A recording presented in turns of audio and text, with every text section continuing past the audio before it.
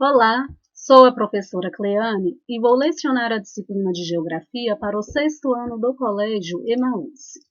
Pessoal, nesta aula eu vou fazer a correção da página 104 do livro de vocês. Lembrando que na aula anterior nós estudamos sobre a composição da estrutura da Terra. Nós estudamos sobre o núcleo, sobre o manto e sobre a crosta também. Nesta aula, nós vamos aprender um pouquinho sobre as placas tectônicas, os movimentos tectônicos e suas consequências. Número 1, está falando o seguinte: complete o quadro com informações sobre a estrutura da Terra.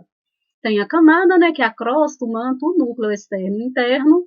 Está falando como é encontrada a profundidade e a composição. A crosta, gente, ela é sólida, é a camada rígida da Terra. Ela é formada por rochas e por minerais. Ela tem uma profundidade de até 70 quilômetros. O manto ele é viscoso e pastoso. A profundidade do manto é de 70 quilômetros a 2.900 quilômetros e ele é composto por magma. A crosta, gente, ela não é lisa, ela não é inteira, A crosta ela é toda fragmentada, toda quebrada. E essa fragmentação que origina as placas tectônicas. Então, as placas tectônicas compõem, na realidade, a crosta terrestre, compõem a litosfera. A litosfera fragmentada, e essas placas tectônicas elas estão sobre o manto e se movimentam sobre o manto. Por que elas se movimentam? Porque o manto ele é viscoso e recebe grande pressão e temperatura do interior da Terra.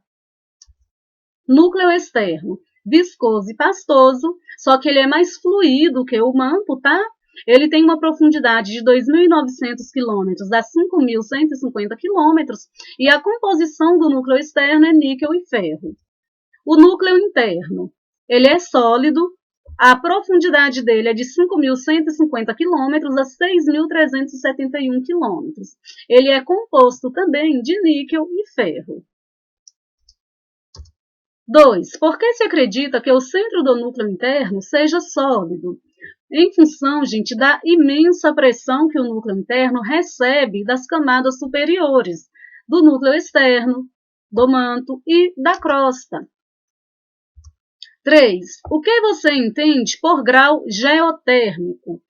O grau geotérmico, gente, é a temperatura da Terra à medida que se afasta da litosfera, à medida que se afasta da crosta em direção ao interior da Terra.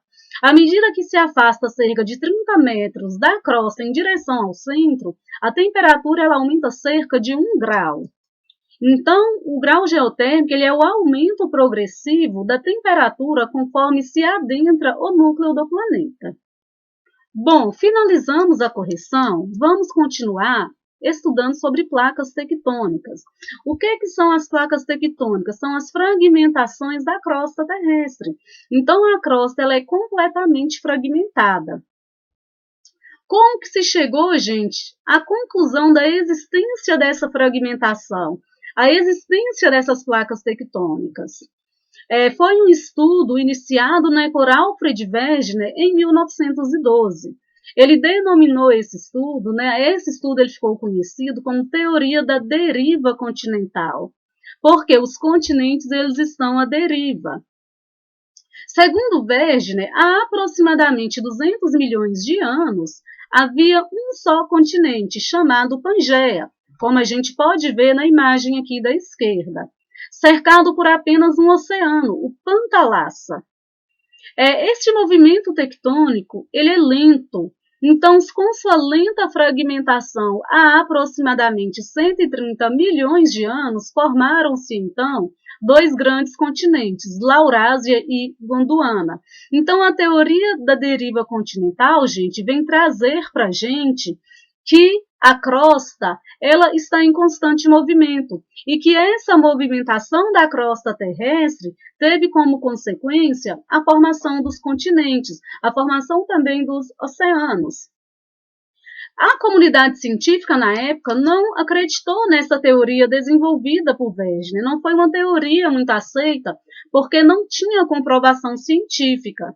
Somente a partir de 1940, pessoal, é que com estudos mais aprofundados, né, com estudos do fundo oceânico, mapeamento do fundo oceânico, é que chegou-se à conclusão que realmente as placas tectônicas elas estão em constante movimento. Chegou-se à conclusão que a crosta, que a litosfera, ela é fragmentada. Ela é fragmentada em diversas placas. Como que Wegener chegou à sua conclusão? Ele chegou à conclusão desta separação continental a partir da observação dos encaixes dos continentes e percebeu que a África e a América do Sul possuem um encaixe perfeito. Observem aqui nessa separação. América do Sul e África. Essa lenta fragmentação, gente, há 130 milhões de anos, formou dois continentes, dois supercontinentes, que foi o Laurásia e Gondwana. E essa fragmentação, ela continuou ao longo dos milhares de anos, até chegar na configuração que nós temos hoje. Então, Wegener, embasado nessas observações, né, do encaixe da América do Sul, da África, embasado em estudos sobre fósseis de animais, de plantas e estudo de rochas, ele chegou a essa conclusão, que os continentes eles sofreram uma fragmentação, que os continentes eram um todo, né, Pangeia, e que foram se fragmentando lentamente ao longo dos milhões de anos. Esse movimento, gente, tectônico, ele não parou, é um movimento constante. Lembra que nós estudamos que a Terra ela é um organismo vivo, ela está em constante movimentação, e essa movimentação, esse organismo vivo que é a Terra, ele ocorre em função principalmente, né, da força do núcleo da Terra, da temperatura, da pressão e do calor do Sol, que vão causando, né, as transformações na superfície. Além da formação dos continentes, o movimento tectônico trouxe outras consequências também. Trouxe mudanças na fauna, mudanças na flora, o soerguimento de cadeias montanhosas, a formação de vulcões, a formação de terremotos. Um exemplo que eu trouxe aqui é o Istmo do Panamá.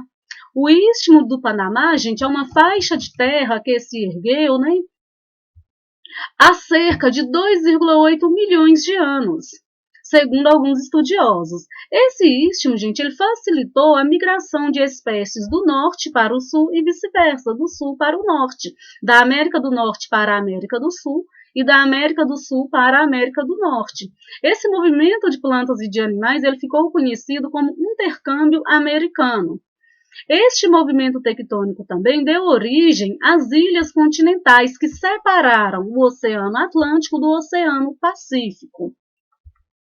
Esse istmo do Panamá é uma faixa de terra que soergueu, né, ligando duas faixas de terra maiores.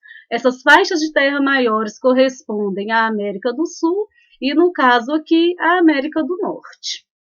Bom, vamos continuar agora com o estudo a partir do livro para a gente conhecer esses movimentos tectônicos, saber como que acontecem esses movimentos tectônicos. Eu vou grifar aqui para vocês, aí anotem aí no caderno, tá? A litosfera não é uma superfície contínua, como uma casca de ovo intacta. Existem nela rachaduras que formam imensos blocos chamados de placas tectônicas. A teoria da tectônica das placas é o estudo das placas e de seus movimentos. Ela constitui a explicação fundamental para a existência dos abalos sísmicos dos vulcões e das altas cadeias de montanha. A litosfera, portanto, né, ela é formada por diversas placas, e é sobre elas que se encontram os continentes e o assoalho dos oceanos. Todas as placas são sólidas e flutuam sobre o manto que é viscoso, como eu expliquei para vocês. Esse movimento dessas placas tectônicas, ele acontece em função das correntes ou células de convecção. O que é isso? A alta temperatura e a alta pressão do interior da Terra faz com que o manto se movimente. À medida que o manto ele se movimenta, ele movimenta também as placas tectônicas. levando a movimentos variados, movimento de colisão, movimento de afastamento, ou movimento onde as placas se resvalam uma na outra. A formação das altas cadeias de montanhas, gente, se iniciou há cerca de 250 milhões de anos e ainda acontece. Esse processo ele ainda ocorre. É um processo extremamente lento que a gente não consegue perceber ele acontecendo.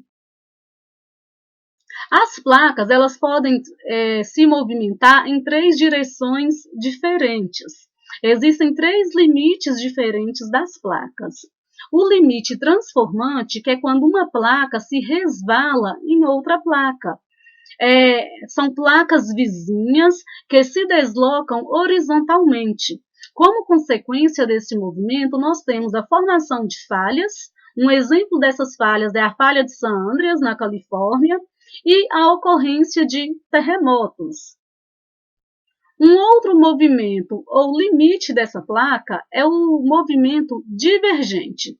Esse movimento divergente, como a gente observa a direção das setas, é uma placa se afastando da outra. Quando isso acontece no fundo oceânico, gente, esse espaço que se abre, ele é preenchido por magma. O magma, ele se resfria e dá origem a uma nova crosta, a uma nova litosfera. Neste movimento divergente, é a expansão do assoalho oceânico. O terceiro movimento é o movimento convergente. Observem, é quando as duas placas tectônicas elas colidem, elas se encontram.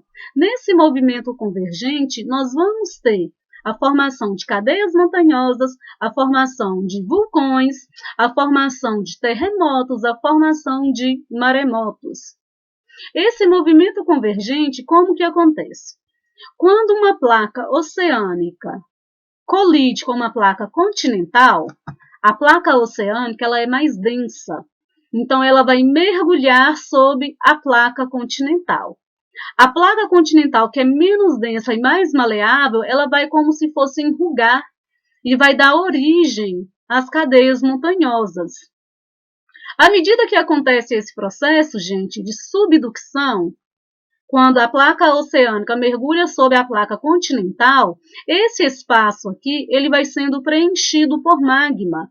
Em um determinado momento, o magma ele rompe a camada rochosa, dando origem ao vulcão, formando assim um vulcão, uma montanha vulcânica.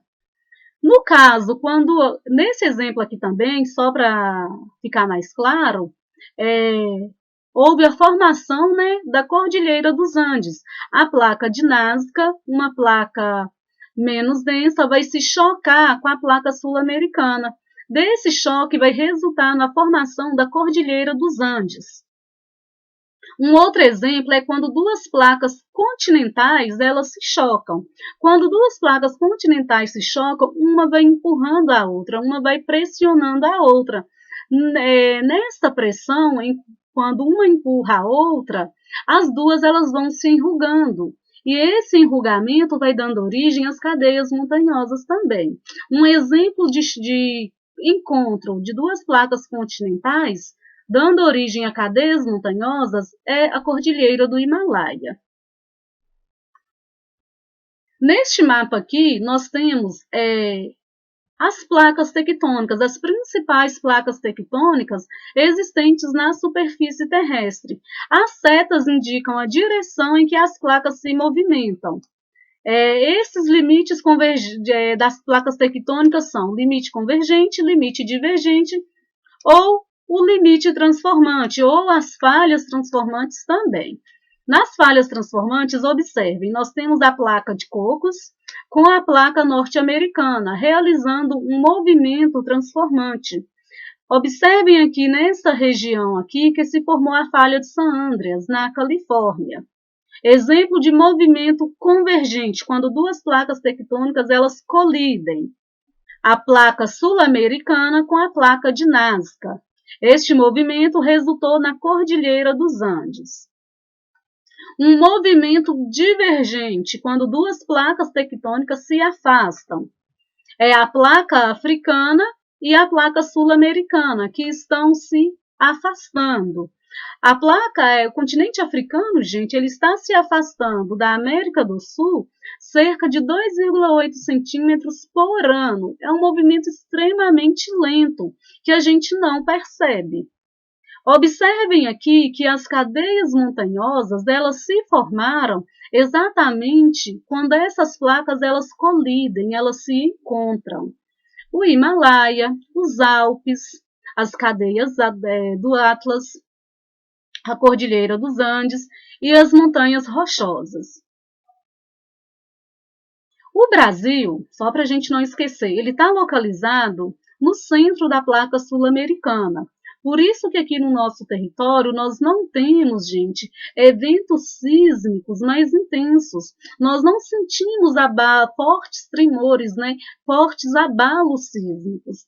Às vezes acontecem alguns terremotos, né? Com abalos sísmicos mais baixos, numa frequência menor, só que é a acomodação de terra, acomodação de massa, ou energia liberada das falhas que existem ao limite da placa tectônica, porque a placa tectônica ela não é retinha em toda a sua extensão, ela é formada por falhas, e essas falhas, né, esses desníveis, pode acabar acontecendo acomodação, liberando energia. Então, aqui no Brasil, nós não temos atividade sísmica intensa. Essa atividade sísmica, ela é predominante no encontro dessas placas, nos limites convergentes, que é onde ocorrem também os terremotos, é onde ocorrem também os vulcões. A coincidência entre os mapas, né? Está falando aqui sobre uma coincidência dos mapas.